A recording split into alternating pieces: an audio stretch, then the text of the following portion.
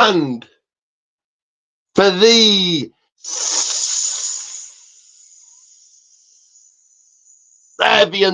70th time, I am, of course, the excellent one. I am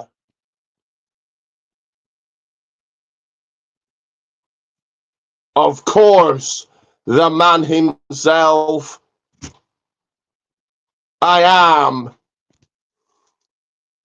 Ricky Goldman, and for the 70th time, this is the Reigning Rat Podcast. That is right, episode number 70. So go ahead right now, each and every one of you, whether you're watching live right now or later on, like, share, subscribe, get those comments in. Get your comments in what you thought about Saturday night's main event, Battleground, Double or Nothing. What you think about this John Laurinaitis seemingly turning on Vince McMahon. You know, give me your thoughts in about all of that. My tag team partner Marcus should be along any time soon here. But as you sit, you like, you subscribe, you share, you comment, you grab a coffee.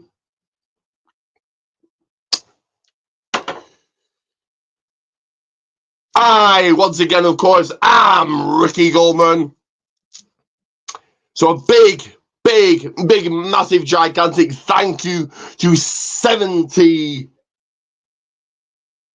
So there's a big, massive thank you that I can do 70 episodes. Also, the subscribers are mounting up. That's what the subscribers are growing once again. Just 2 away. I'll say it again, 2 away from 410. So go ahead, like, share, subscribe, get those comments in right now. Episode number 70 of the Reigning Rock Podcast, of course, will kick off, as always, with segment number 1. And it, of course, is that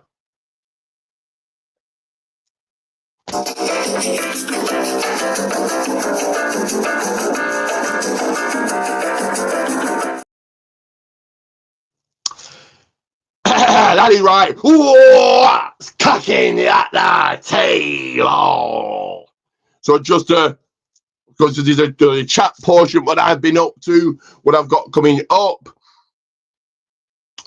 So I'm really going to be up to the usual, heading to the gym. Once again, went on my walking group. No craft class this week because there was something else on at the venue, at the building I go to. There was something else instead of the craft class, but that will be back on next week. And that's pretty much all I've kind of really been up to. Next week, got more of the same: gym, walking group, craft class, and yeah, did try and get myself a WWE ticket, but the tickets are just quite a little bit much out of my price range. So I may get one nearer to the time. We'll have to wait and see, but I may have to give it a miss this year. Hopefully they will be back over in October as they usually are. So if they are, I'll go then. If not, it is what it is, and I will continue to go to local wrestling.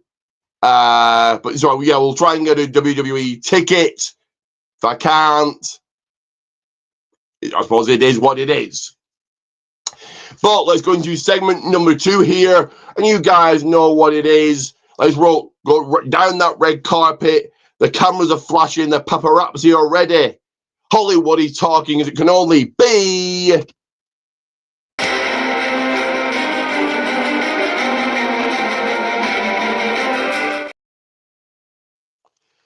That is right. Movie talk. So only a tag team duo of movies I have watched since last week. And let me, just before I get into those, let me, of course, check where Marcus is. Let me just fix my light here and also check where Marcus is. Because it'll be needed for the wrestling portion of the Radiant Rock podcast.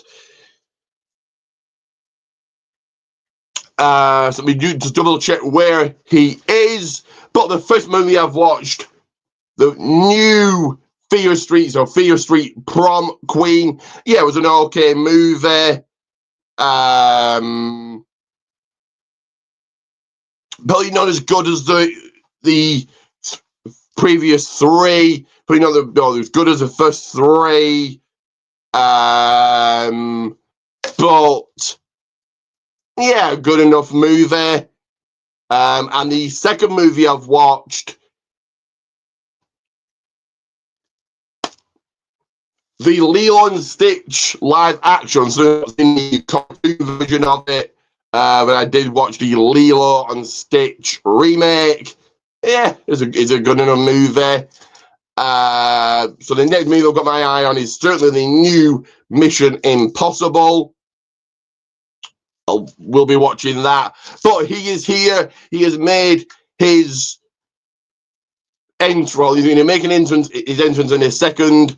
But he is here. He is my tag team partner. He is the money man himself. And you know what that means.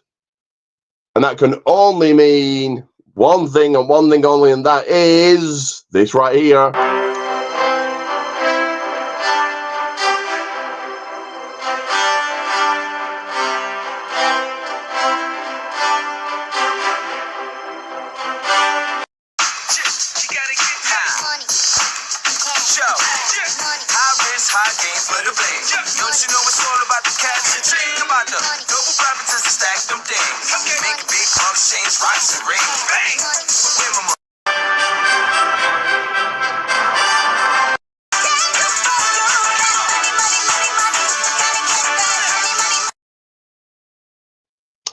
That is right.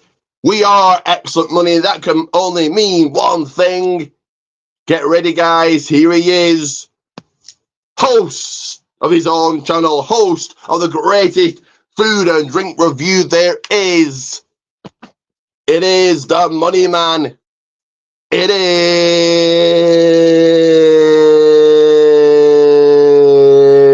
Say his name and he appears. It is Marcus.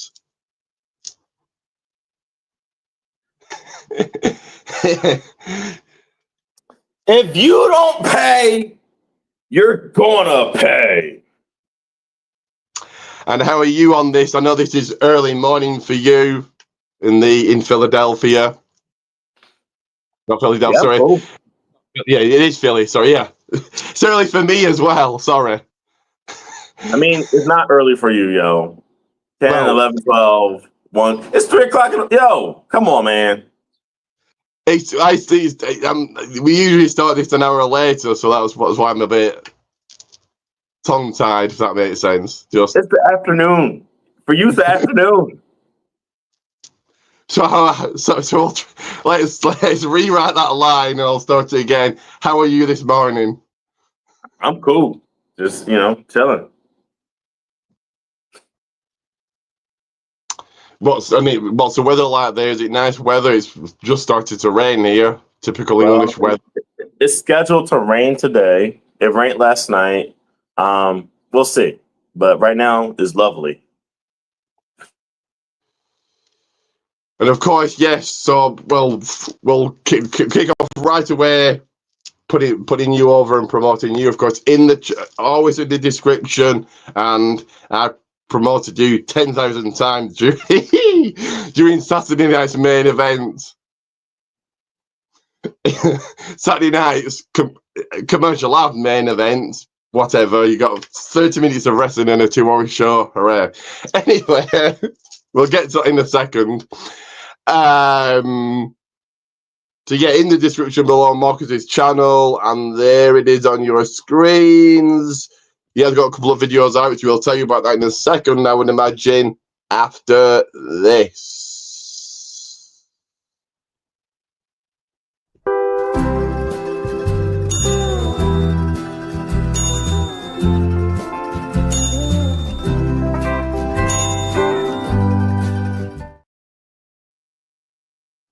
So yes, go ahead, like, subscribe to Marcus's channel. As I say, just got 2 new videos out. You want to tell the guys all about them, Marcus? So the first video was about the Bush Light apple flavor. It's a limited edition flavor that Bush only comes out with during like the warmer times of the year. And so I went on the hunt to find it. Luckily, I was able to find it at a local beer distribution place. They ain't have it in cases. They had it in individual cans, but the guy told me to grab as many as possible. And I mean, watch the review. You'll get my intake on that. The other thing that I reviewed 2 things in the other video. I reviewed the Golden Sriracha Doritos. Excuse me. And I also reviewed the Sprite Chill cherry lime flavor, which is pretty good. I gotta do another video. I gotta do a video for the Sprite plus tea, because even though I drunk it, I didn't do a video on it because I just didn't feel like it. So when I find out again, the video should be released. Who knows when? Because I don't have a schedule. I'll just do it like Nike. You know, that's why you gotta hit the bell for notifications. And I saw in the comments someone was saying you should try different beer. Yeah. So there's like, so I've tried those Ritas already. The mango Ritas and all that stuff from Bud Light. Bud Light has other flavored stuff. I think there's another another brand that does like the flavored beer stuff. So I mean, I could try those. You know, I mean, life is about fun. Going forward, you could perhaps ask your viewers. No, I'm not. No, okay. I will not.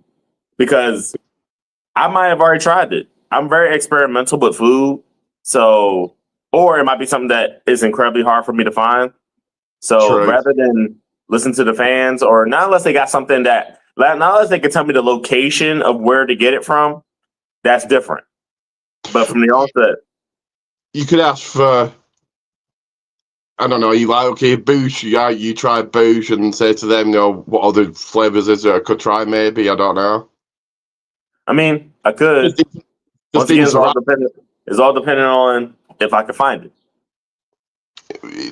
Interaction with your viewers, with your audience, so it gets them engaged and maybe brings more people in.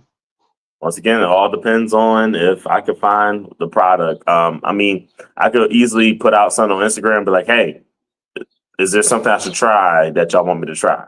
And depending on my Facebook. Certainly ask for, have your viewers tried this and what did they think about it? Get in the comments and do it that way. We'll see. Just when you think how to get more viewers, I think you're at 61 now, so it's 9 away from 70, and then obviously 80, 90, and so on. But yeah, I mean, I don't make content for the dollars or the viewership. To be honest, I make it for fun, and you know, if the fun turns into something else, that's cool. But I also love what I do for a living, so this isn't a make or break thing. It's much more of a hey, I'm doing this for fun. True, but it is nice when you see you've got, I think I got like 500 views for one of my live streams, one of my watch-alongs. And it is cool when you see that. So, I mean, it is, but also at the same time, it's not phasing me if I don't or do get those numbers. But apart from those 2 videos, what else have you been up to? Has it been the usual gym? No, you don't go to the gym anymore, do you? Or do you? I can't remember. Yep. Gym and work. That's the MO. And of course, you don't watch movies, but did you watch the season finale of Dark Side of the Ring? Of course I didn't. It was good. Muhammad Hassan was good. I've definitely learned a lot from this series.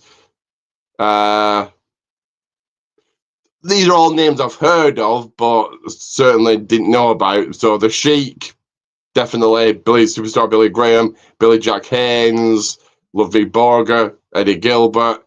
Heard of the names, but very little about them. And I'm obviously very interesting to see that Vince has no clue, and Mohamed Hassan had a tourist. Okay, it's very sketchy. He had a tourist gimmick, and he was in line to win the world title, and that ruined him. So, yeah. I mean, Vince, along with being a sketchy character himself, he loves controversy. That's why he turned Sergeant Slaughter into a Iraqi sympathizer. At a point in time, he loves controversial gimmicks. It's just who Vince is. Yeah, for those who don't, Muhammad Hassan isn't no different. For those who don't, he was meant to beat Batista in Washington for the title, and then that got turned into the Undertaker writing him off TV forever. Because they had to write him off TV because they were getting a lot of heat from the network. It was like, you either take this guy off TV or we're not paying you anymore. So, okay, we'll take him off TV then. You can't repackage him. It'll be too hard to repackage him. He said that. He said he can't come back as anybody else. Because he always has that gimmick of, oh yeah, that's that tourist guy. Yeah. Yeah, some gimmicks are harder to erase than others. That's like trying to now with the Undertaker being the Undertaker. It's like, oh, let's repackage him as what, as who. The character was too legendary, right? Trying to repackage Ric Flair. We all know how that went. He left. He took his ball, went home. He took his ball and went to WWE with the World Heavyweight Championship. You see, you could put Flair under a hood, but you could put Muhammad Hassan under a hood, but I don't know. The only way Muhammad Hassan could have worked without being Muhammad Hassan is by putting a mask on him. But even still then, and any masked wrestler will tell you this, it's harder to wrestle underneath a mask than it is just without the mask, obviously. Yeah. My guy, Jim Cornette, was on there saying the guy's Italian, and he gave him a Iraqi sympathizer gimmick. Okay. Jim Cornette was like, okay, we'll make this work. But I mean, listen, he could have fooled me. I didn't know he was Italian until like years later. Yeah. First, yeah. It was a good gimmick. He did look the part, and they made him feel like he was actually. Yeah, I don't know. I can't remember if he said his family are from Iraq and all those places. I don't know. I have listened, but yeah, it was a good gimmick. Just very controversial. So let's move on quickly from that. And of course, Stephanie's Places is over. That's finished, but that was a good show. Only half an hour per episode. So that was quite a good show to watch. So now I'm only down to Raw, SmackDown, NXT, Evolve, Speed. Only 5 shows a week. That's when there's not a pay-per-view. Like there is double pay-per-view next Saturday.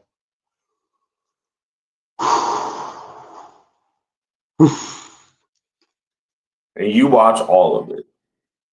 Well, I think Worlds Collide will be easy to watch. It's looking like only 4 matches, only 2 hours. That's going to be easy to watch. But yeah, I'll watch all of it.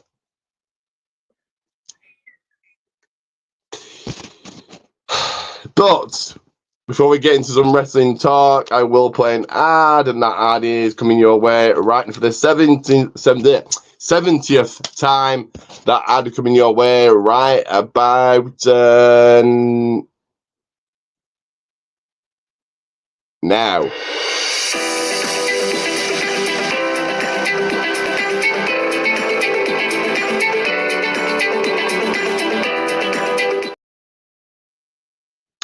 That is right, Protein Teas. Goldman's one. That is Goldman's one at Protein Teas. As I always say, if you can't purchase a t-shirt, get the name shared out there. If you can, 2 shout-outs, beginning and end of each and every live for the entire month.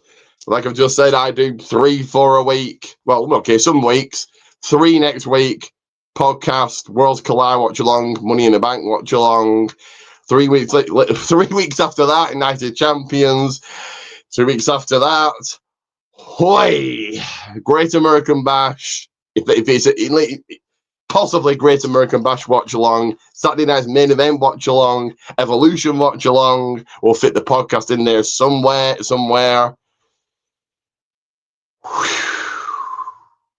So yes, a long weekend, July 12th and 13th.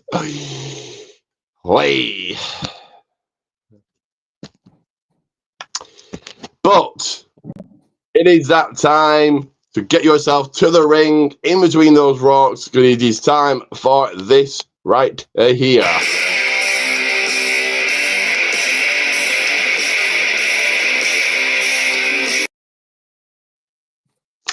That is right, wrestling roundup, starting with the Saturday night's ad main event. You got 30 minutes of wrestling, the rest was just commercial. Here comes Jey Uso, commercial. We're 2 minutes into his entrance, commercial. Well, let's start the match, commercial. Really takes you out of it, I think. I know I said this the previous 2 Saturday night's main events, but you watch and it's like, no, commercial. Can't really get into any matches. So it is what it is. It's just packed with commercials. It was really no good. There was no bad match, but there was also no, oh wow, this is really fantastic. So we kicked off with Seth Rollins and Bron Breakker defeating CM Punk and Sami Zayn. Yeah, okay match. I'll say the bigger story here, Bronson Reed returned, joining forces with Rollins. Yeah, cool. He's probably going to be like Bron Breakker, a lackey, unfortunately. But being paired with Heyman and Rollins isn't a bad thing at all. It's just how they use him. So yeah, your thoughts on Rollins and Zayn winning and Bronson Reed being brought in now? I mean, like I said before, it makes sense that Breakker and Rollins won. It makes sense. You know what I mean? They're in a faction together. And Bronson Reed showing up was like kind of wild, because it was like, oh, what's about to happen? Then he shook hands with Seth Rollins. It was like, oh, snaps. Give him something to do. Oh, that was pretty cool.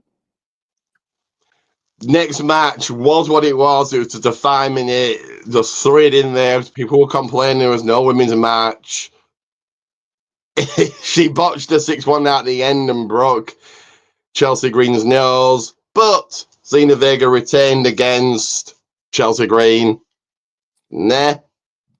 It was what it was. Just 5 minutes of there. So I'll get your thoughts on that one, but also Damian Priest defeats. Yeah. I know, John Cena, wasn't he? It was Cena R-Truth before that. So Cena R-Truth coming out dressed as Cena. Very funny. Again, this was what it was. It was mainly a squash match. R-Truth got a little bit in, but not much. again, the commercials take it out to be anything but just an okay match. So yeah, what did you think of both Zelina retaining and Cena defeating R-Truth? I thought the Zelina match was longer than 5 minutes, but I actually liked the match up until the botch. I was like, dang, you botched a 6.9 though. Dang it! And you could tell something was wrong the way Chelsea fell. I was just like, dang, but she worked through the rest of the match. So Chelsea Green, listen, if there's one thing to say about Chelsea Green, she's tough. She's a tough cookie for sure. Because a broken nose would have had someone else going crazy. I really actually enjoyed the John Cena versus Ron Cena match, and it was cool. It was a lot of fun. R-Truth got in the five moves of doom on Cena, which is pretty cool. Almost gave him an AA. He put him in the STF. That was cool. But obviously his FTF is tighter than Cena's. Yeah. But obviously, Cena gave him a low blow. Attitude adjustment. Un, deux, trois, game over. Mm. But it was very enjoyable. So the next match, Jesse Ventura talks over the ring announcer, talks over something else. Well, he meant to talk during the entrances, but he talked over something else, crapped all over the match, and then said, Damian Priest won by walking out. Yes, that's so you can win a steel cage match. Should he have won it that way? Probably not. But if it's rumored Drew was really injured, dealing with an injury, taking time off. So I suppose the concerto on the walkout. Yeah, I wasn't in a rage like Jesse Ventura was. Just yeah, okay. Again, the commercials stopped me really enjoying this match. It was an okay match, and then Jey Uso along with Paul and got 6 minutes. Just that tells you everything. Logan Paul's way. Jey Uso is no main event. So he got 6 minutes. Retains against Logan Paul. Cena gets involved. I would have put the title on. Oh, okay, maybe not put the title on Logan. I don't know. It was what it was. I understand Jay winning.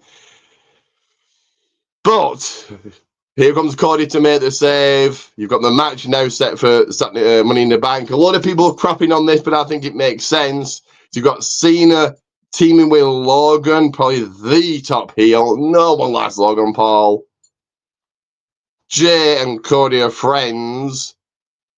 Cena tried to take out Jay. Logan was in that match. They all make sense. This also tells me no challenger for either Cena or Jay. So I'm not crapping on the tag team match at Money in the Bank.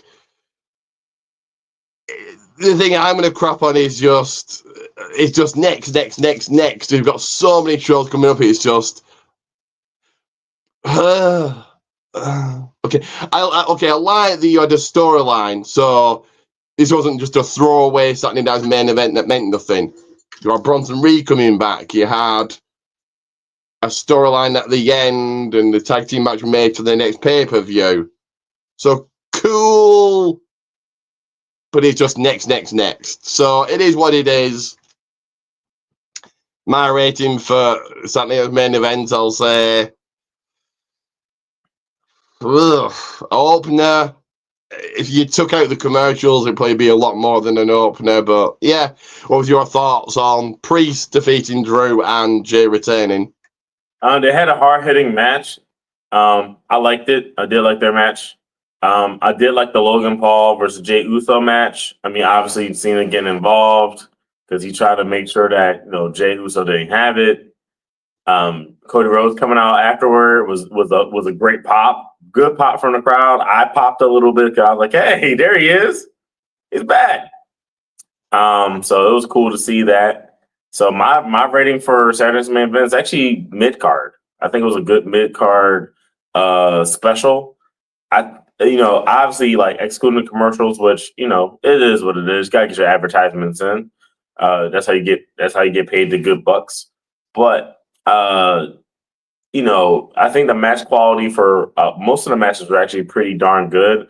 I mean, Selena Vega had that big botch, but outside of that, that's it. Your thoughts on them just going next, because they've got no time to build really anything, so you've got to fit it in at the end of Saturday night's main event to go on to the next one. I think Saturday night's main event was a pit stop for Money in the Bank, obviously, right? Like, all right, let's let Logan Paul obviously let's let Cena have a match against Truth, because they've been kind of low key pushing that for a while, since Truth would call Cena his childhood hero, right? And with Cena having a heel gimmick, okay, cool, it's just a small little pit stop. Jay with Logan, okay, this hasn't ended quite yet because they're having a tag match at Money in the Bank, but obviously after Money in the Bank, it's going to be Gunther's turn. I see what they're doing. Like, obviously, like trying to keep the either feuds or keeping just making sure that the titles keep having something happening around them. But at the same time, like you said, they don't let nothing build. Like that Logan and Jey Uso build was very little. Nothing really happened from it. They didn't even mention in the past when they ran into each other, which would have at least been like, hey, we've been kind of long-term writing this, and it's fine. But once again, this is WWE trying to keep up the momentum that they've had. And low-key, I think they're also trying to keep up with NXT. This is the main roster's way of trying to keep up with the NXT writing, because I think all the fans understand that NXT is doing a lot better than SmackDown and Raw. And of course, July 12th is All In, so then that's made to look, and AEW is no competition to WWE at all, but it's made to look like it is because it's Great American Bash. It's Great American Bash and Saturday Night's main event, so they're doing two shows whilst AEW are doing one. They're probably going to be both on whilst All In is. No, All In starts at 8 p.m. here. It'll be a 5-hour show. No, that'll be finished by the time Saturday Night main event starts. So, okay. That's a lot of wrestling in one weekend. 4 shows. I'll watch it all, but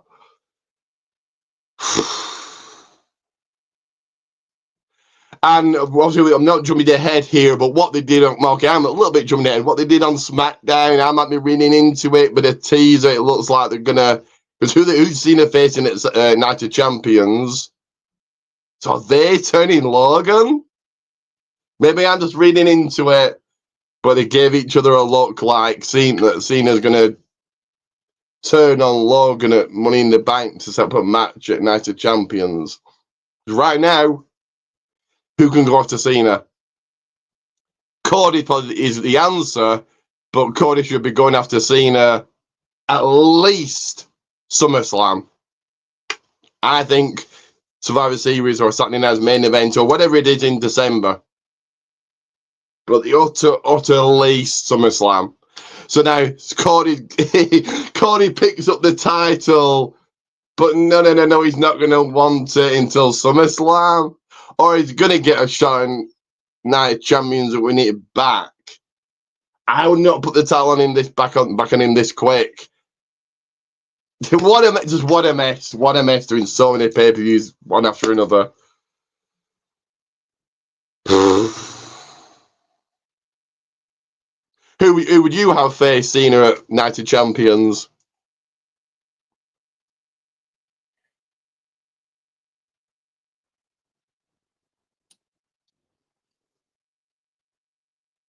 We got either Punk or Sammy. Yeah. It's all filler until SummerSlam now, isn't it? So yeah. But I would have done Punk, and if I'm booking Punk and Cena at Money in the Bank because of obviously 2011. But Or, well, I mean, the reason why I said Punk is because obviously Money in the Bank, that's not going to happen. Or if WWE really wants to make sure that Night of Champions pop, they can offer the spot to Joe Hendry. But Cody picked the title up at the end of SmackDown, so make it make sense. So he's going for the title, I would presume. Well, here's the thing: Cody hasn't won a match in a long time, so he's not up next whatsoever. I would not shock me if they do Cena, Logan, Cody at Night of Champions. Logan gets pinned. Cody says, "You never beat me." It's Cena, Cody at SummerSlam, and Cena, Cody wins it back. But That's still too soon for him to win it back. So, but okay, it's meant to be real. I want to be champion. I want to be kept away from the title for 3 or 4 months. It makes no sense. Well, if it's going to be real, then I need to earn my way back to get into title contention. So that's why I think Cena and Logan will lose at Money in the Bank, and it's in the Cena don't want to get pinned, but that's how Cody gets his shot. I don't know. But let's move on to Battleground quickly. So Sol Ruka retains against Kalani Jordan. Good opener. Sol Ruka just improves and improves each and every time. The culling, I would have had the culling win. You could have had one of the two members go after the tag team titles. Culling lose to Josh Briggs, Hank Walker, Tank Ledger. Yeah, good 6-man match. What are your thoughts on the first two matches here? I mean, Sol keeps getting better each and every week, month. They made the right decision on putting the North American Championship on her, for sure. I mean, obviously, the Soul Snatcher is one of the best finishers in WWE. As far as the tag match, I think they made the right call with Josh Briggs, especially with his tag team partner coming out to kind of give an assist. So, you had Stacks defeat Tony D'Angelo. Yeah, good win for Stacks. Good how they did it. Luca made a distraction. Stacks took advantage. Yeah, cool. Stephanie Vikier retained against Jordan Grace. For those that watched NXT, we all know why. No, stop. I'm not jumping it. Talk about Battleground. Don't do that. But yes, Stephanie retained. Yeah, good match. I originally said Jordan to win. Yeah, that was all I'm going to say. Good match. So, yeah, your thoughts on Stacks over Tony D'Angelo and Stephanie retaining? Well, this establishes that Stacks is like coming into his own, which is good. It's really good that he got that win, and I feel like this is sooner versus later. D'Angelo will be called up because he's losing his purpose in NXT, and from what we've learned from especially for the people that love the black and gold era of NXT.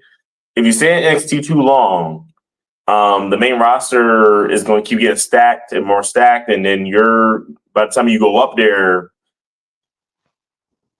I don't know, you're going to end up like Johnny Gargano or like Tommaso Ciampa or whoever, because they spent forever in NXT, and then when they came up, it was like, oh, this is cute.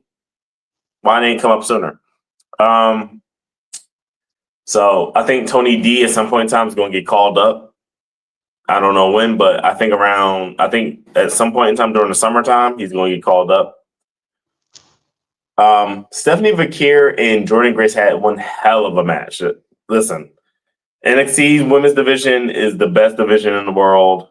They're just missing the best women's wrestler in the world, to be fair with you. That's the only thing they're missing. They're missing the best female character in wrestling and the best women's wrestler. But right now, they're killing it. It's giving me is such a good thing to see. Stephanie Bakir definitely carries NXT on her back for sure. Speaking of a person that carries NXT on their back, Obafemi keeps the title against Miles Bourne. Miles Bourne showed out. At times, it got me into the match. I thought Miles Bourne's winning here, but no, obviously he didn't. Yeah, we said Miles Bourne showed out, and of course, the biggest story of the night: your brand new TNA World Champion, a WWE superstar, holds a TNA Championship. Trick Williams taking that title off Joe Hendry. Puts more eyes onto both products, both TNA and NXT. So this makes sense. And Joe Hendry could possibly come back from this, and you build Trick up as a strong heel, and Joe wins it back at Slammiversary in July, maybe. I can't see Trick holding it for long. But that's their WrestleMania, Slammiversary. So yeah, I can see Joe winning it back there. Yeah, good main event. I understand why Trick won. Your thoughts on both? I know my rating for Battleground, will be mid-card. It was a decent pay-per-view. I mean, it was evident that Miles Bourne put up a really good fight, but come on, he's not beating the ruler. Now, Trick versus Joe. It was a big match feel, right? The TNA president was there. And the crowd was hot as hell for it. The cheers, the boos, all that stuff was going on. The way the finish was, the flapjack into the title, Trick shot. And what a shocker. It was like, yo, that's history right there. Trick Williams wins the TNA World Championship. But what makes it more interesting, yes, he's an active member of some sort of WWE roster.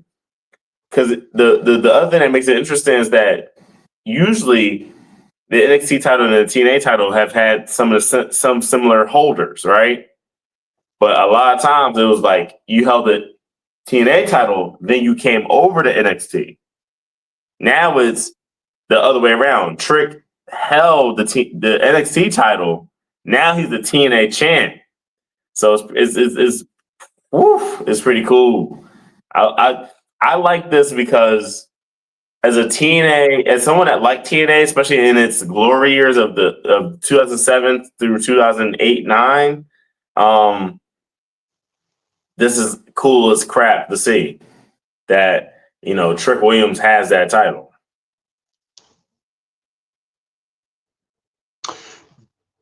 Does Joe win it back at Slammiversary, do you think? No, I think Mike Santana. I think it's going to be a triple threat match, and it's going to be Mike Santana. Could be, yeah.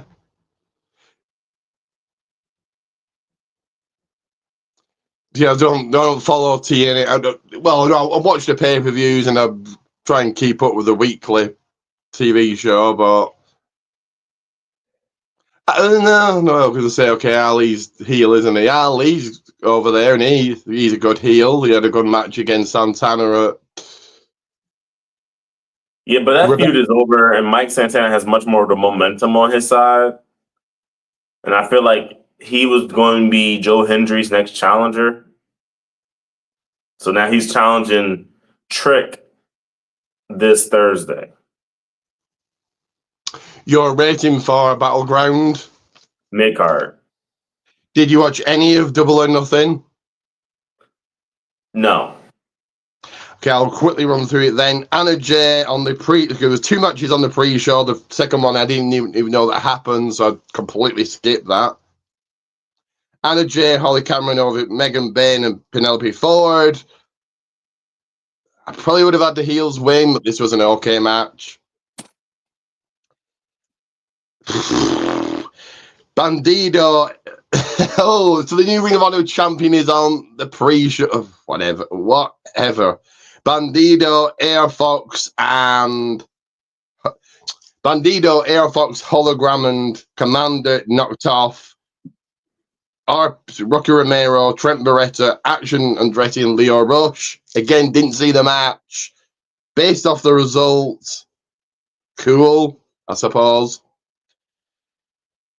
Mercedes Moné goes past Jamie Hayter. She's now getting a title shot at All In. I presume I'd think she's taking the title. She's gonna come out with more titles than anybody else ever.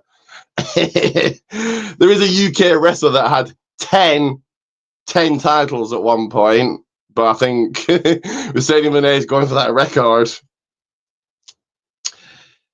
Good opener match. It really felt like a fight. Mercedes kind of stealing the win. So yeah, your thoughts on if you've got any of Anna Jay and Holly Cameron winning and Mercedes Moné going on to All In? Nothing about the tag match, but I mean, yeah, that makes sense. You know, she's one of the hottest commodities in AEW, so it's going to be the two best female wrestlers in AEW going at it. Air Fox defeated and beated Daniel Garcia and Nigel McGuinness. I'm just kind of using Wikipedia just to get the match order, but 22 and a half minutes this match was for just a random tag team match. So as an overall pay-per-view, Double or Nothing was good. Revolution, good. Dynasty, good. Double or Nothing, good. As an overall pay-per-view, as an overall show, the problem is length. Just anyway, yes, FTR take the win. Yeah, they did it in heel fashion, but I don't like that Daniel Garcia is kind of getting buried. I suppose they've really done nothing with him. He's the dance, and that's it. Take that out. He's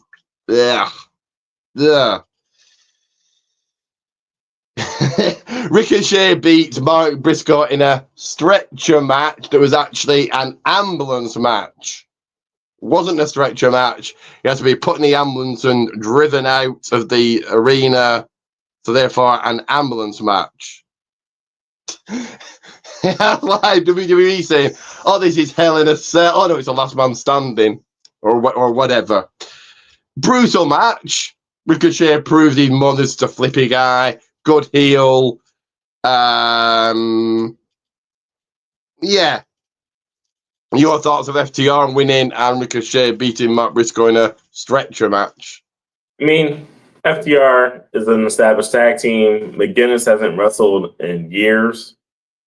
I mean, like you said, Ricochet proved that he's not just a flip around dude. He can also get hardcore if he needs to. 3 retentions. First one was the Hurt Syndicate. No shocker here. It was what it was. MJF does play his part. So it's interesting. But any of this interesting enough for me to then tune into? Well, I didn't watch Dynamite, but next week's Dynamite, no. Again, AEW doesn't leave that thing of leave me wanting more, because again, leave everything on their pay-per-views and leave nothing for their TV show. Okada retained against Speedball Mike Bailey. Speedball, he's got, I think this is his second title shot. He faced Kenny Omega and Ricochet at Dynasty and now Okada. So his push isn't, okay, well, he's getting a push, but his usage is good in AEW. And Tony Storm retains against me. I'm going to butcher this name. Mina Shirawaka. Shirakawa. Shirakawa. Is it Shirakawa or Shirawaka?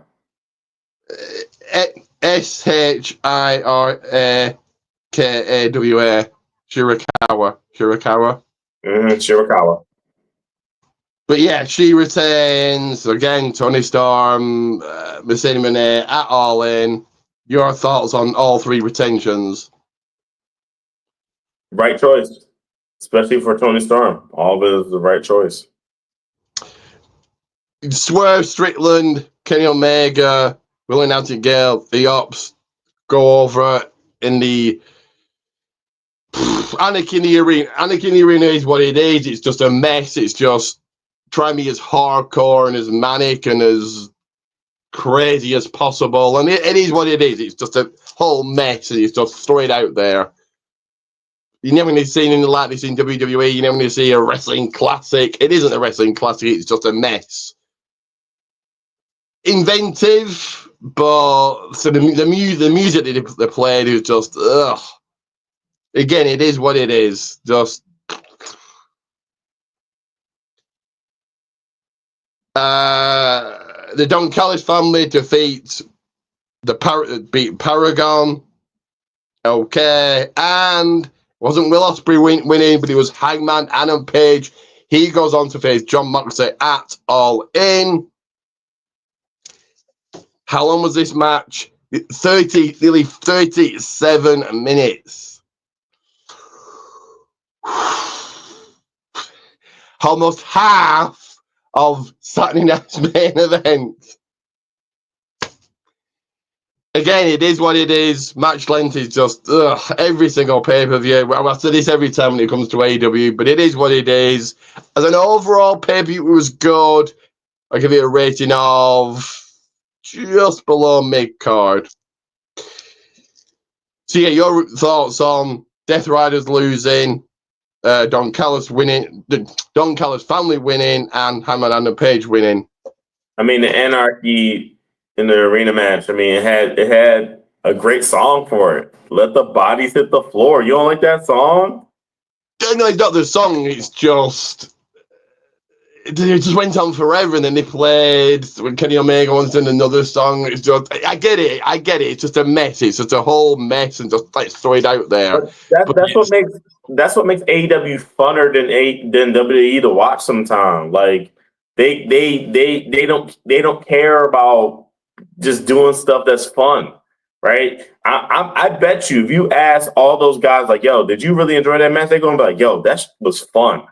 That was a fun ass match to have. WWE sometimes just so cookie cutter and so boring sometimes. You want some chaos sometimes. Especially on a super card. You want some fun. Damn it. Make it like ECW sometime. So I actually enjoyed that match. I think it was the best match of the night. I don't really know who's in the Don Callis family to say. Okay, I think Josh Alexander, Takeshita, and Kyle Fletcher. I have no idea who Kyle Fletcher or Takeshita is. And of course, Hangman being Will Ospreay, so that made some sense. Let's see if, and now Hangman's the Owen Hart men's winner, and he gets to go on to face Mox. Probably takes it. I know they wanted to put the title on Darby, but probably takes the title All In, I would imagine. What do you think? I do think Hangman wins it with a good old buckshot lariat. I'm not against fun. I'm not saying I'm sat through bored to the Anarchy Arena. Just it is what it is. Again, we're saying the same thing. We never, get anything like that in WWE ever. So the closest thing you get, I suppose, is a Rumble. That's as close as you're getting to that.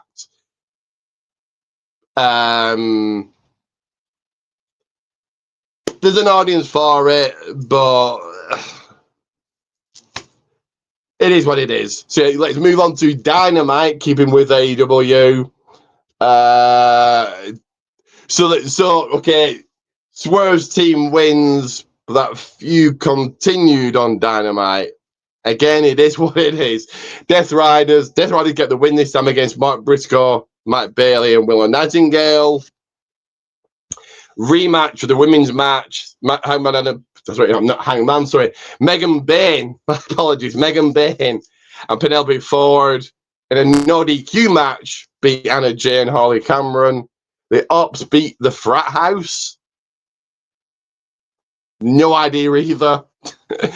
Adam Cole over Kyle Fletcher and Brody King over Josh Alexander. Yeah, just over Jobber. Any thoughts of Dynamite? Nah, but Hangman Page did take one hell of a bump. I'll tell you that. And I mean, do not you think Hangman. Adam Cole. Adam Cole. Those Adam two. Cole? Yeah, they're starting to look alike now to me. Yeah. So he moved right into Monday Night Raw. That was, anyway. Seth. So here comes Seth Rollins, Heyman, Braun, and Reed. Oi, oi, oi, oi. So two things. Rollins doesn't want the title. He wants a briefcase to win the title.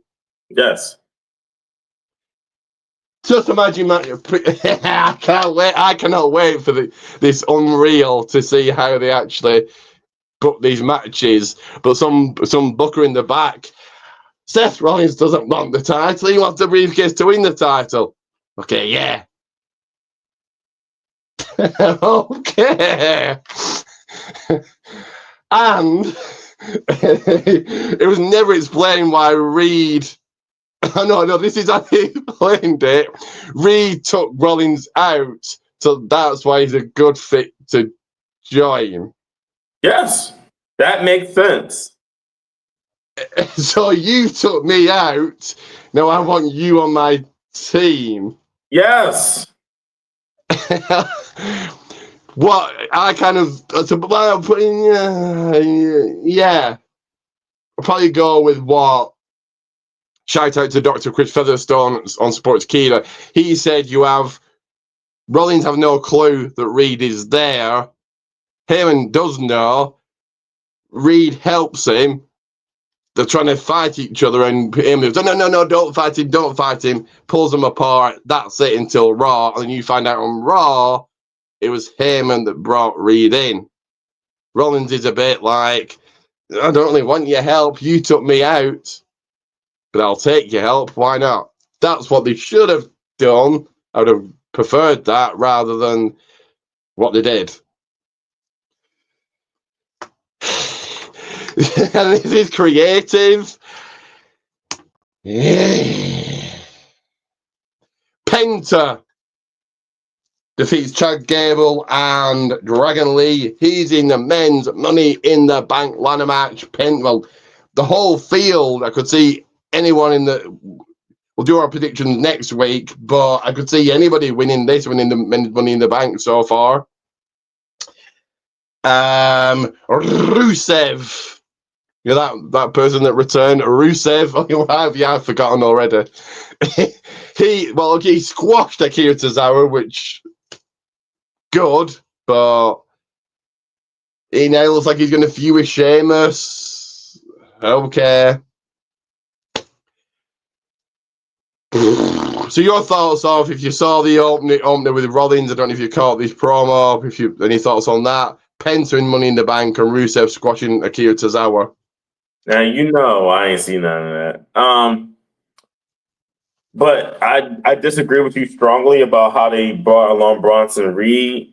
Yes, if someone can kick my ass, I'm making a faction. Of course, I want them in my faction. You kicked my ass, you put me out. Why would I not want this dangerous ass individual in my stable? That would make no sense if I didn't get him. That's just terrible. That's just not doing your job as a recruiter, trying to get someone into your stable. You kick my ass? Yeah, come on my side, man, please. I got you. They do look good, stood. You've got Rollins, you've got him, you've got Braun and Braun. You got the two Brons side by side, and all dressed in black, sunglasses. They look the part, but also Rollins lackeys. Just I don't know what Rollins brought the two Brons are getting out of this. Bron Breakker was fine without him, and so I don't know. He feels like he'd been just like cool. Okay, this is cool and bad at the same time. Cool, he's a Heyman guy and Rollins, and that's cool, but it feels like he took a step back. So, do you remember the gimmick that Seth Rollins had during the pandemic? The Messiah and him and Buddy Murphy. It's giving that kind of feel to it. It's giving that kind of feel to his new-ish kind of gimmick in faction. It's given that. Cesaro getting squashed by Rusev makes sense. Penta in Money in the Bank. I mean, give Penta some momentum because he still is an attraction. Even though he couldn't beat future World Heavyweight Champion Dom Mysterio, the greatest luchador ever. He's even greater than his father. That's right. Okay. The New Day retain against Creed Brothers and War Raiders. Yeah, cool match here. Yeah, that's all I'm going to say. Of course, we know Money in the Bank, John Cena, Logan Paul versus Cody and Jay. You've now also got Becky Lynch versus Lyra Valkyria for the title. Whoopie-doo, no one asked for that match. And here comes Lyra coming out, trying to botch on the microphone. The promo wasn't that good. Out comes... None of this were good. Here comes Becky, and the stipulation is if Becky wins, which she's probably going to do because this is a stipulation, if Becky wins, Lyra's got to raise Becky's hand. Okay. So not steel cage, not last woman standing, not anything like that, ladder match, whatever. It's if you win, if I win, you got to raise my hand. Okay. Yay. Okay. Yeah, it made me excited for the match.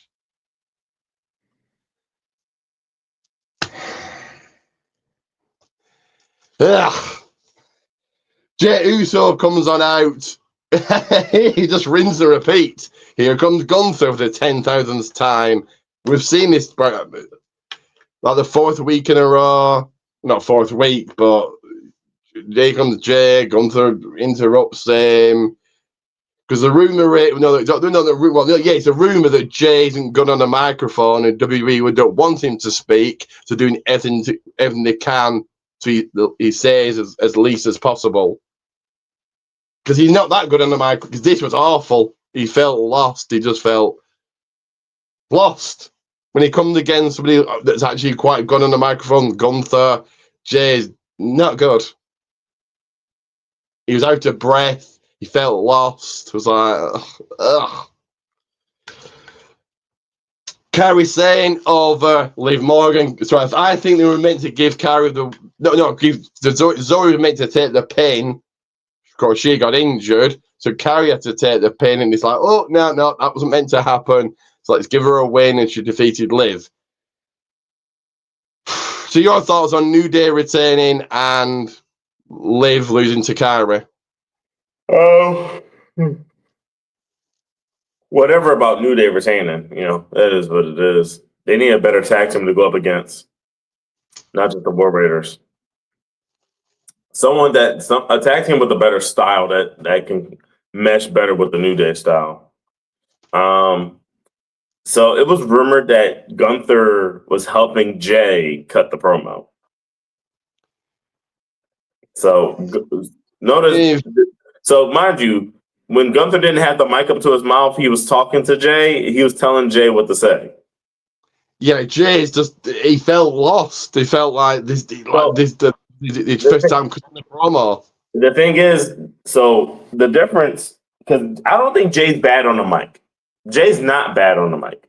The problem isn't that he's bad if he's bad on the mic or not. One, he could have forgot his lines. That's what happens in the world of scripted acting and stuff. Like you forget what you're supposed to say. You get overwhelmed by the crowd sometimes. Number two, compare these promos to the promo going into WrestleMania. The passion, right? There's no passion behind this. You want to know why? Because I'm already champion. I've chased it down. I've made it. What do I have to prove to you now? To Gunther? Like, what does Jay have to prove to Gunther? And the answer is nothing. I'm the champion. I beat you for this title. So the passion's gone. So I know when I saw the promo on Instagram, I was like, it's not a lot of passion in this promo. So I'm just scroll up while I'm at it. Lyra being like, you got to raise my hand. I mean, Becky being like, you got to raise my hand, Lyra. Okay, whatever. That sounds cute and whatever. And Kairi Sane beating Liv. Cool. First win in a long time. That's what's up. Well, actually, I got it wrong in my notes. It was the women's match, and then it was Lyra, but still, it is what it is. See, it would not shock me if they have Gunther win the title back, and they do Gunther, Goldberg, Saturday Night's main event, and that's your match for Saturday. That's your match for Saturday Night's main event. Do I think Goldberg's going to win? No, it's his last match ever, but unless I don't know, unless they build a match for SummerSlam, Goldberg could just be there and he's just announcing a match. Because surely he wants the biggest payday possible, and that payday would have been WrestleMania. But the second biggest payday is surely SummerSlam. So surely he wants the match there. So maybe Goldberg is just there at Saturday Night's main event to announce. But then also the structure of the Saturday Night's main event would fit him because Goldberg isn't good at one matches. So when it's commercial break 10,000, he could take a rest. And your main event on Raw, Seth freaking Rollins is in Money in the Bank. Rinse and repeat. Here comes CM Punk. Okay, Punk's got a qualifying match. It's Punk, Styles, and somebody else. They said it on SmackDown. Punk, Styles, and somebody. I don't know. But does Punk get into that match, or does it cost Rollins a match? Your thought? So my rating for Raw is God, dark match. Your thoughts of Rollins getting in Money in the Bank? Yes. Love it. Yes. That's who the third man is. It's Styles, Punk, and El Grande. So I think Styles wins. I love to see El Grande in there. Just me personally. But okay, I know we'd like to pretend we don't know who he is, but he's got a match against. We don't know who he is. Okay, Chad Gable has a match against Del Hijo del Viking. So wait, why are you missing Chad Gable but there's two different wrestlers. Unless he can have a match at Worlds Collide and hop over to Money in the Bank. You're talking about two different wrestlers. I don't understand who's hopping where. Okay. Like Chad Gable has a match and El Grande can have a match. Like those are two different people. If this is Styles' last run and he's winding down, I think you put Styles in Money in the Bank. But okay, well you could put Punk in and Punk and Rollins cost each other. Yeah, you could keep that feud going on. I mean, yeah, that would be cool too. But like I said, my personal choice will be El Grande Americano. So let's move to NXT, a very newsworthy NXT that saw brand new men's North American champion, and his name is Ethan Page. I get it with what's coming up at Worlds Collide, but Ricky's not had the title long. 2 months, not even that. He won it just before Stand and Deliver. So we'll say about a month and a half. Good opener. It really felt like a fight. Yeah, good opener. Shocker. I thought Ricky Stevens was going to win, but I get why Ethan Page did win. Mike Santana from TNA put on a good performance against Tavion Heights. Mike Santana picking up the W here. And yeah, Marcus, your thoughts on Ethan Page winning the title and Mike Santana defeating Tavion?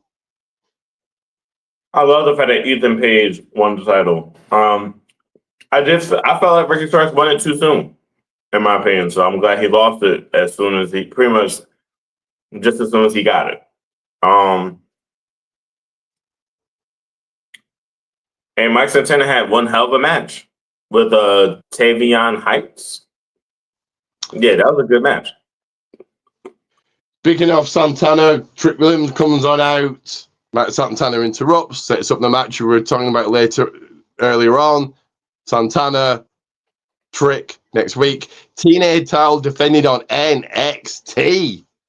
So that's certainly something to watch there. Whoa. I thought they were fighting on no, they're fighting on Impact. NXT next week. They might have a match on Impact, but it's for the title on NXT. Jada Parker he's just there right now. They probably don't want to call her up because I think she'll be lost in the shuffle.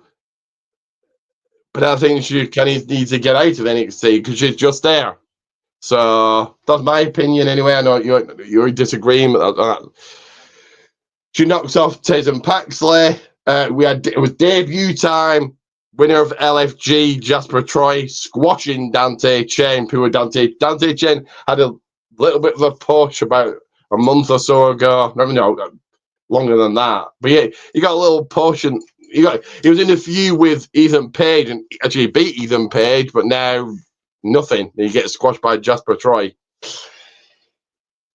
Your thoughts on Jada? On the promo, Trick and Mike Santana, your thoughts on Jada winning and Jasper Troy winning? Good promo. Mike Santana letting them know, like, yo, just because you got my champion, you might have the belt, but you ain't gonna have it for too long because I'm gonna take it from you. But that was cool. Jada, getting hers in. I very much disagree. I need to see Jada get gold before she gets called up. She needs gold first. And so, her being an NXT star, all these other stars from other promotions who are already kind of proven, but just needed a little bit more. They just needed some time in a WWE ring, i.e. Julia, Stephanie Vakir, Jordan Grace. They kind of, somewhat in a way, cut in front of Jada Parker. Jada still has some things that she got to work on, right? Obviously, but I need to see her with some gold before we can talk about her getting called up. I give her until next year. I think that was fair, yeah. And Jasper Troy's debut. I mean, it was a squash. Are you impressed with Jasper Troy, what you saw of him? No, I need to see more. Okay. Ethan Page comes on out, then Javon Evans did, then Laredo Kid. I couldn't tell you Laredo Kid's matches. I've heard of the name, but that's as far as that goes. Ray Phoenix comes on out, match made for Stand and Deliver, Worlds Collide, Ethan Page, Ray Phoenix, Laredo Kid, Javon Evans for the title, as well as Stephanie Vakir and Lola Vibes versus Chica Tormenta and Dallas. I want to say Dallas. And which leads on to a main event. JC Jane is your brand new NXT Women's Champion because Stephanie Vakir has been called up to the main roster. As officially announced, they announced it on SmackDown. She signed with Raw. And now on Raw, you're getting Stephanie Vakia, Liv Morgan, and Ivy Nile winner be Money in the Bank. That'd be cool if Stephanie's in it. We'd have Stephanie, Julia, and Roxanne, like 3 NXT graduates in the match. But yeah, shocker. See, I think this was just because you was getting called up, because it made no sense that Fatal Influence were bickering, and Jasmine Watt, unless this is all part of the plan, Jasmine Watt off, and then brand new champion. I was shot, you were shot, guy in the front row was shot, Mike Rowe was shot. Like, what? What just happened? Great for Jason. I presume that's a few going forward. They're going to have in feuding. JC can now say, well, I'm the main champion. Oh, the only title Fallon won was the Women's North American title. Is that presume where they're going to go? But yeah, shocker. And rating, I will say, way over mid card. Your thoughts on JC winning the title? Man, I sat here stuck. I sat here so stuck. I was stuck for like 3 minutes. Like I'm counting, I usually, when I count, I usually do the count with the ref, like, 1, 2, 3. When I count the 3, I was like, I just closed my eyes. I was like, yo, what the fuck? What was that? What was that? Hey, what was that? Hey! See her raising up the title. I'm like, nah. Hold up. You telling me the girl I didn't even know the name of won the championship? Well, shit, I know her name now, but damn. Mike Rome was just like, man.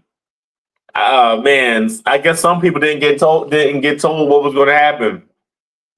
And I'm sure when JC Jane got told the news, she was like, what? I'm getting ready? If he did know, which I presume he did, but who knows? I don't know. But he certainly made it built into that shock, like, what just happened? Yeah, I'll say this. If anyone out there is like, no, I saw this coming, you're a liar. You're an absolute liar. This caught me off guard. I had a second of could JC actually win this? A second. And I was like, no, definitely not.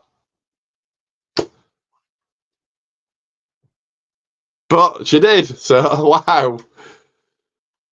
Just stuck. My rating for NXT, I'm gonna give it a semi-main event. So we continue very quickly with speed. That saw Solarica retain against Ivy Nile. At least Ivy got the title shot, I suppose. I'll give that an opener. Evolve. The show they did all about evolution. Ric Flair. Triple H. It's not. Okay, no, but it is about evolving. Jackson Drake defeat the returning Lindsay Dorado. And Jordan Oasis in a triple threat gets into the Fatal 4-Way match next week. They needed a heel, and he's it. Tyson DuPont, Tyree Kigway continue on winning ways against Cappuccino Jones and Jack Cartwheel. And I told you he was one to watch. He proved it. Brand new, first ever WWE Women's Evolve champion, Callie Armstrong. She's the future, without a doubt. I'm going to give that a big opener as well. Let's get into Friday night SmackDown Smacky D's. So Bianca Belair came on out, cut of okay promos. This was a hometown. Naomi's promo, so her and Naomi I thought was good there. Great back and forth. And Naomi saying something about like Bianca's mother in a wheelchair. I was half listening, but yeah, Naomi really going into that heel gimmick, and she goes on to qualify for Money in the Bank, defeating Nia Jax, Jade Cargill. I think Naomi is one that could win it. because your champions are so Tiffany and Io are face. Yeah, Naomi could get it done. But yeah, your thoughts on the Bianca promo and Naomi in being in Money in the Bank? Well, just a correction. That's not Bianca's hometown. That's the town that Bianca went to college in. Ah, okay. But they love her regardless. The promo was, I didn't see the promo, but I saw what Naomi said to Bianca. It's like, your mama ain't gonna be the only one in the wheelchair, and I was like, ooh. Naomi qualifying for Money in the Bank. That's awesome. I think she should win it. So I'm giving away my prediction now, but I think she should win it. Her heel run has been amazing. Yeah, I won't be opposed if Naomi wins next Saturday. I won't be opposed to it at all. So I think she deserves that. And she should go after the women's world title because that's a title she's never won, rather than Tiffany's title. I mean, yeah.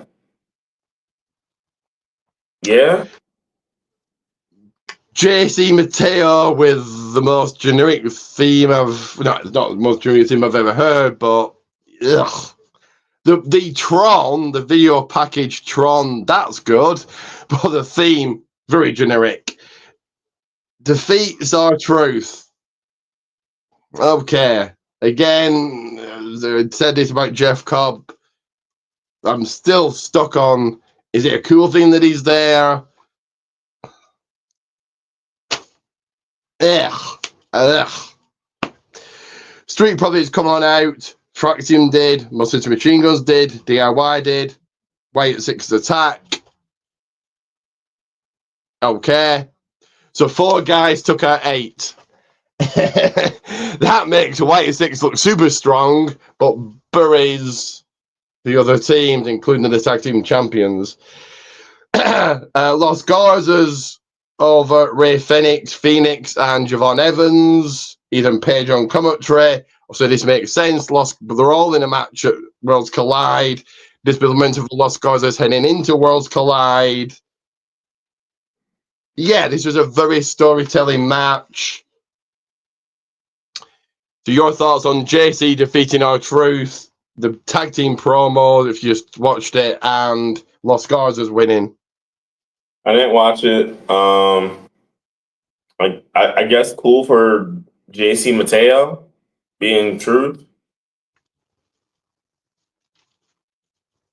And Los Garza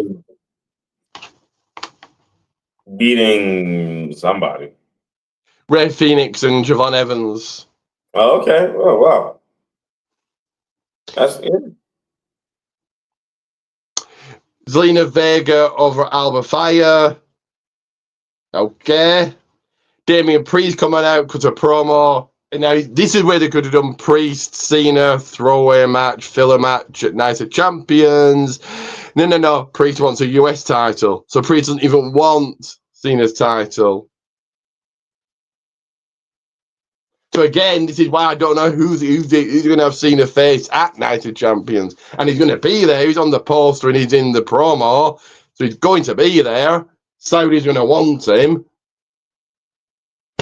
You could have done Priest, Cena just to throw away filler quick match. But no.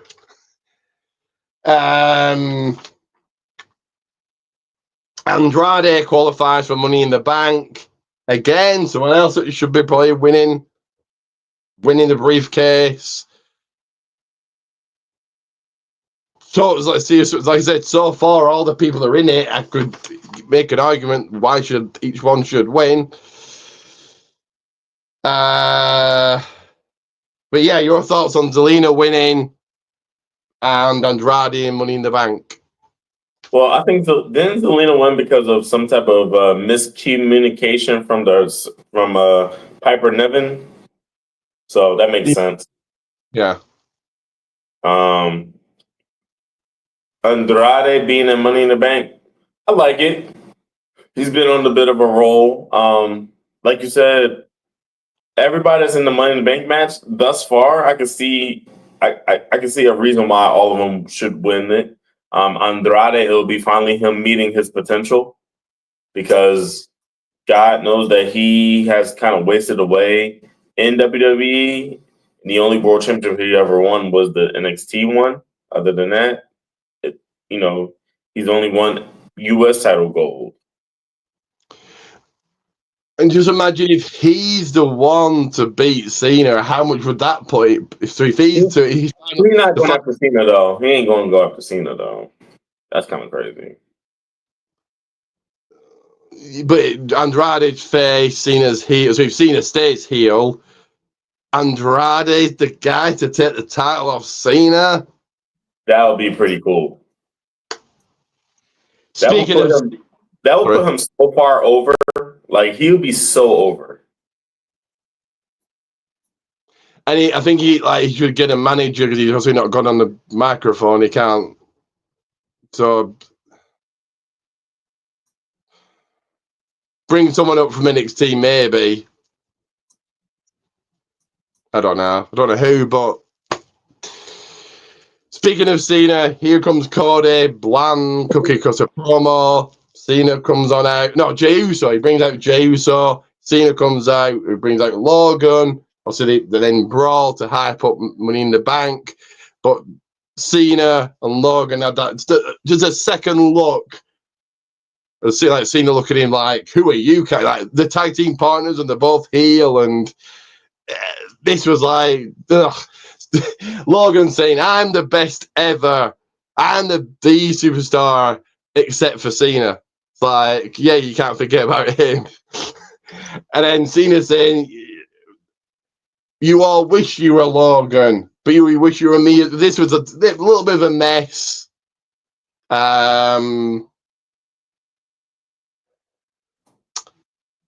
But they had that look of it. I could see Logan or Cena turning on Logan at Money in the Bank just to set up that match for Night of Champions. Maybe I'm wrong, but probably not because I can't see anybody else. You would think of me a SmackDown guy challenging Cena. Doesn't have to be, but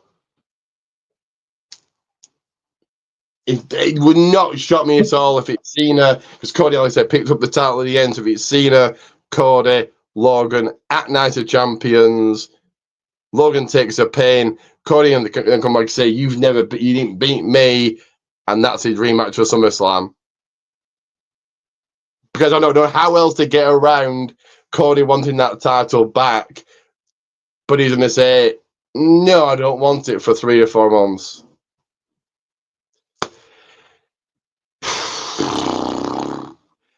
Rating for SmackDown. No. Did you see the ending of SmackDown with Cena, Cody, Logan, and Jay or not? I actually paid attention to that part. Your thoughts on it? It made sense. Good promo. Shooting them both down, calling them wannabes and stuff, and it set up the Money in the Bank tag match very well. Cody picking up the title makes sense, right? Now, you keep saying the whole thing about he ain't gonna, the whole months later thing. You know who also pulled off that kind of bullshit? Roman. When he teamed up with Cody, and he's like, when they did that promo down at the Georgia Tech football stadium, he's like, eventually I'm gonna come after what's mine again. Roman has not done that. Roman has not done that yet.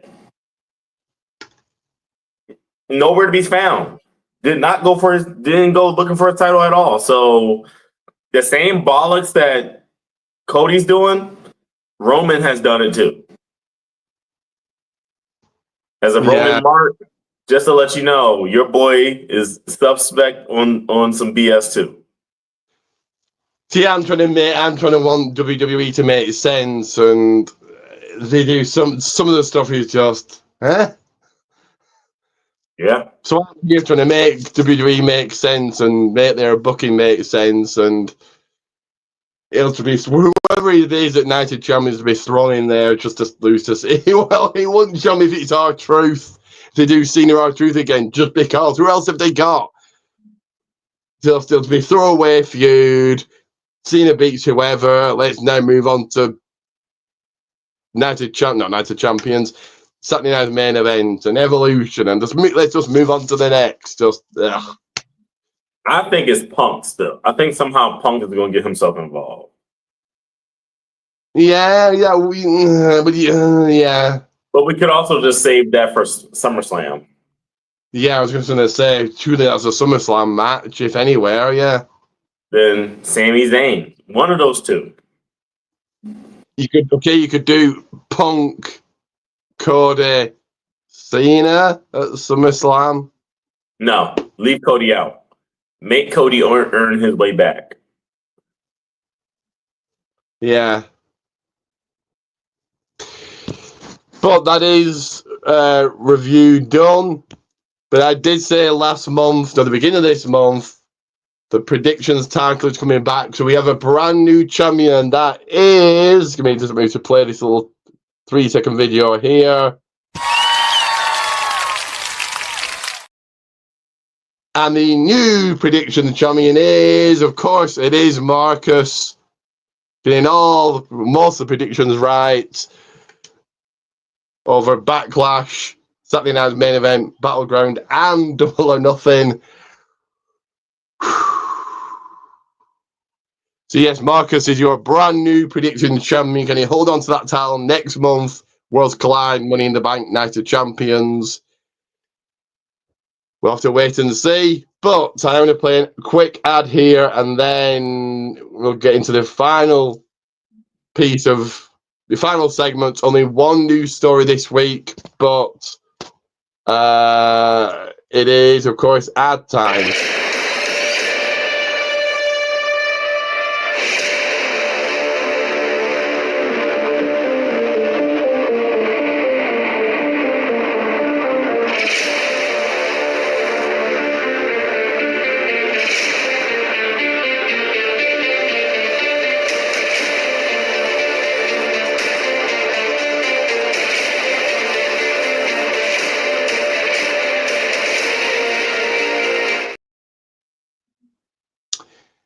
Right, go ahead, like, subscribe, all of that, and it is time for...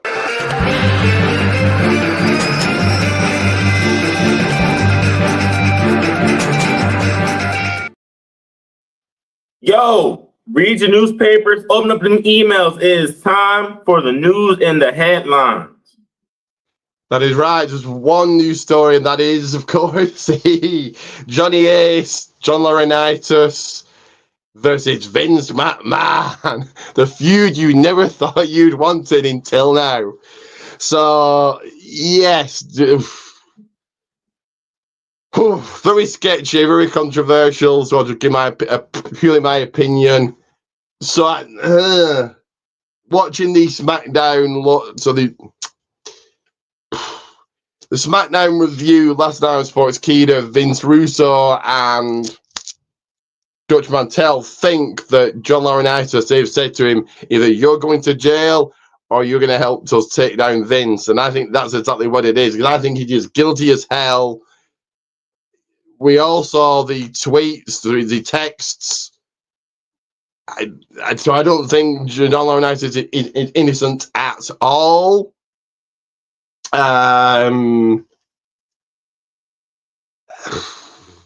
Vince has got some very powerful lawyers. He's still a very powerful man. But I think there's things that John Laurinaitis knows that we'll never know. So it should be interesting. Is this it for Vince? Probably not, because like I said, he's still got lots of money, and he's got a very powerful lawyer. But it's interesting. That's all I'm going to say. But I don't think John Laurinaitis is innocent at all. I think he's just guilty as hell, and they just offered him and said, "Okay, you're going to jail, or you help us take down Vince." Your thoughts, Marcus? Well, Teddy Long, has called Johnny Laurinaitis a snitch. So he really has no reason to be doing what he's doing. Now, obviously, like you said, they probably told Johnny Ace, like, yo, you gonna be going to jail for a long time too if you ain't gonna work with us. Or he could have just seen that whatever he did in the past was wrong and he wants to try to correct it some way, somehow. All of this is just so interesting. I mean, like I said, we've all known that Vince is off his rocker for years. But Yeah. to this extent, no, I don't think anyone has ever guessed or predicted this. So it's interesting to see. Well, yeah, wasn't wasn't one of the storylines he wanted to do that Stephanie and Shane were dating or something? No, that when Stephanie was pregnant, that her baby was his. That's even worse then. But yeah, that's how odd Vince is. Yeah, Vince is a wicked bull, but he only wanted to do that for ratings and for TV. Like, he lives and breathes and dies for this business, right? It's truly all he really knows is the wrestling business, the sports entertainment business. But like most executives in the entertainment industry, he got caught up in the sex and the scandals of it all. I mean, and it's his own fault, right? He's a married man, and yet this is what he did because he had the power to do so. Do you? So, like I said, John Laurinaitis will know things about Vince that none of us will ever know. Do you think that's going to hurt Vince, or do you think he's so powerful and is such a powerful lawyer that it doesn't matter? I think this is going to really hurt the case a lot because, I mean, obviously Johnny Ace was in charge of talent relations, right? He was probably just under Vince, the second. So it was Vince and then him. So he was the second most powerful person in WWE at some point. Which also means that he was a part of Vince's inner circle. So when you really think about it, and mind you, Vince's inner circle is very tight. With a man that has that much money, with that much power, if you're going to have an inner circle, that inner circle got to be, tight. And Johnny Ace was a part of that tight circle. And well, he's going against the circle. He's going against the tightness of that. So if there's anybody that knows anything about Vince that isn't like his family member, is Johnny Ace. Do you think this would put a kind of a blockage in the way of Vince's new company, 41 and I, is it called? Something like that. I read last night what it was called. I mean, it is either 41 and I or 45th and I, or 40. I might be getting that wrong. It might be 43. I don't know what it's called actually, but something like that. It's 41 and I. It's basically a new sports entertainment company. So yeah, do you think it puts a block in the way? I mean, I think it obviously does, right? The longer he's in court, going to court, the longer this will, the chances of him actually succeeding with this company dwindles away. And I think honestly, like you'll be hard pressed to find anyone that wants to work for you, right? People are looking at Vince in a whole other kind of way that some people probably never looked at him before. So I think it does stop a lot of things from happening on Vince's end. I'm just going to ask you your thoughts of this. Vince Russo threw this idea, and it's just an idea. He said that Vince McMahon knew this was coming up, said to Ari, you buy the company, go ahead and make as much money as you can. I'm going to step away for a couple of years. Once this is done, I'm coming back. That company is mine again. But I'm just going to step away for a couple of years. You run it. Do you think Vince is coming back anytime soon? Absolutely not. I think Vince is done. I think he's given the wrestling business all that he could, but his ideas were getting stale. At some point in time, I feel like his ideas were getting stale. They weren't doing what they supposed to have done. You know, WrestleMania 40 was like the last of probably the last bit of writing that he was involved with, if anything, or maybe 39 was the last bit. And yeah, it was gone by way gone by 40. Yeah, so 39 was like the last bit.